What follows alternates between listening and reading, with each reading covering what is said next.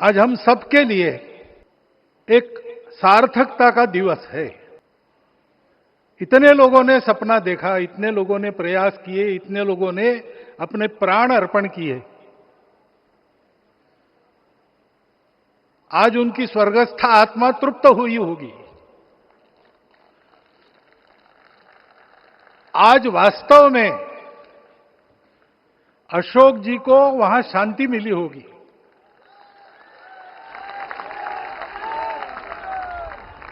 महंत रामचंद्र दास जी महाराज, श्रीमान दालमिया जी, कितने संत, कितने गृहस्थ, कितने विद्यार्थी, उन्होंने अपना प्राणार्पण किया, अपना पसीना बहाया। जो पीछे रहे वो भी रोज ये इच्छा मन में व्यक्त करते रहे कि मंदिर बनेगा बनेगा, बन गया। और आज उस मंदिर निर्माण की शास्त्रीय प्रक्रिया पूर्ण हो गई, ध्वजारोहण हो गया। राम राज्य का ध्वज जो कभी अयोध्या में फहराता था और संपूर्ण विश्व में अपने आलोक से सुख शांति प्रदान करता था, वो ध्वज आज फिर से नीचे से ऊपर चढ़ता हुआ और अपने शिखर पर विराजमान होता हुआ हमने अपनी आंखों से देखा है, इसी देह में देखा है। ध्वज प्रतीक होता है। इतना ऊंचा ध्वज चढ़ाना कितना समय लगा आप जानते हैं? मंदिर बनने में भी समय लगा। 500 साल छोड़े तो भी 30 साल तो लगे ही। उस मंदिर के रूप में हमने कुछ तत्वों को ऊपर पहुंचाया है।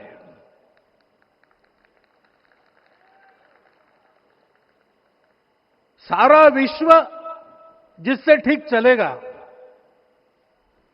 अपने व्यक्तिगत जीवन, पारिवारिक जीवन से लेकर तो सृष्टि जीवन तक, सबका जीवन जिससे ठीक चलेगा,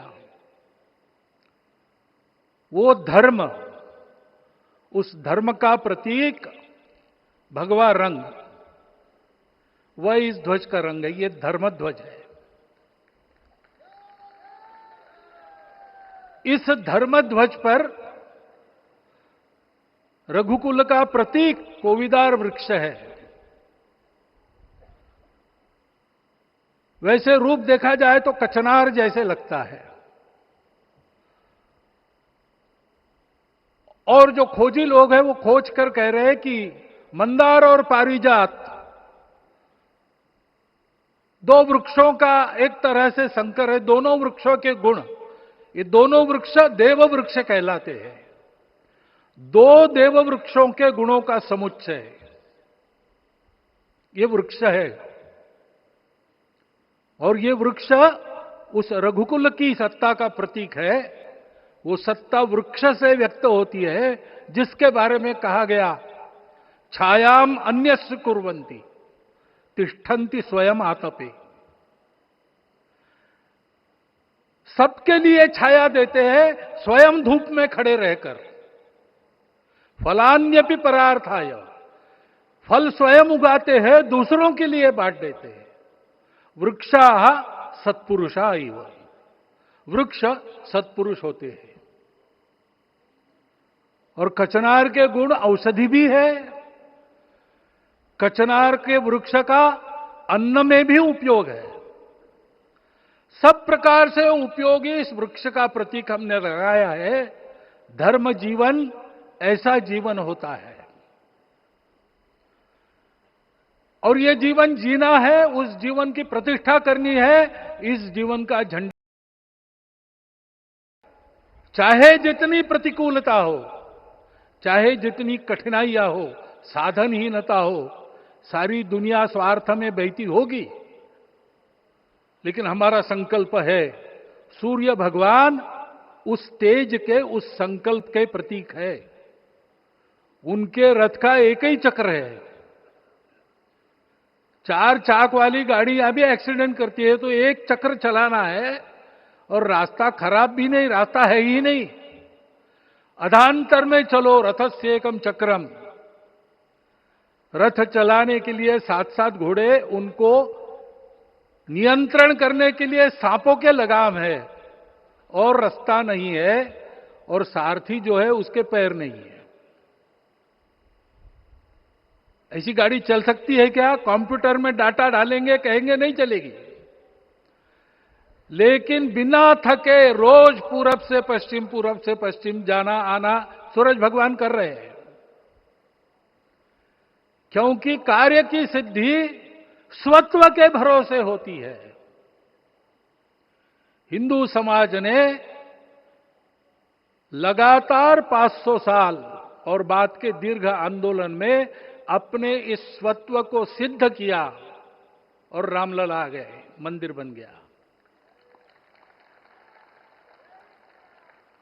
यही बात सत्य पर आधारित धर्म, सत्य जो प्रतिनिधित्व होता है ओंकार से, वो सारी दुनिया को देने वाला भारत हमको खड़ा करना है। हमारे इस संकल्प का प्रतीक यह राम मंदिर, उसकी प्रक्रिया आज हमने पूरी कर ली है। यह धर्म, यह ज्ञान, यह छाया, यह सुफल संपूर्ण दुनिया में बांटने वाला भारतवर्ष खड़ा करने का काम अपना शुरू हो गया है। उसको, इस प्रतीक को देखकर, हिम्मत रखकर, उसी प्रकार सतत प्रयास करते हुए सब प्रकार की विपरीतताओं में भी हम सबको मिलके करना पड़ेगा। आज ये हमारे कृतार्थता का दिवस है, और आज हमारे संकल्प की पुनरावृत्ति का ये दिवस है। वो संकल्प हमको हमारे पूर्वजों ने दिया है। एतद् देश प्रसूतस्य सकाशाद अग्र जन्मनात्। इस देश के जन्मे हुए अग्र जन्मना है, सबसे प्राचीन है, इसलिए बड़े भाई है। वो ऐसा जीवन जिए कि स्वम स्वम चरित्रम शिक्षेरन पृथिव्याम सर्वमानवा। पृथ्वी के सर्व मानव अपने अपने चरित्र की शिक्षा, जीवन की विद्या भारतवासियों से सीखे। ऐसे भारतवासियों का परम वैभव संपन्न, सर्वशक्ति संपन्न और सबके लिए खुशी बांटने वाला, शांति बांटने वाला, सबको विकास के सुफल देने वाला भारतवर्ष खड़ा करना है। ये विश्व की अपेक्षा है, हमारा कर्तव्य है। मंदिर में श्री रामलला विराजमान है, उनका नाम ले और इस कार्य की गति हम बढ़ाए। इतना एक विषय आपके सामने रखता हूं। जैसा सपना देखा था उन लोगों ने, रामदास स्वामी ने कहा था, स्वप्नी जे देखिले रात्रि ते तैसे ची हो तसे। ऐसा सपना उन्होंने देखा था, बिल्कुल वैसा। और मैं कहूं कि उन्होंने जो सपना देखा था उससे भी अधिक भव्य और अधिक सुंदर ये मंदिर बन गया है। हमारे हृदय में वो निश्चय का सृजन करे, तपस का सृजन करे।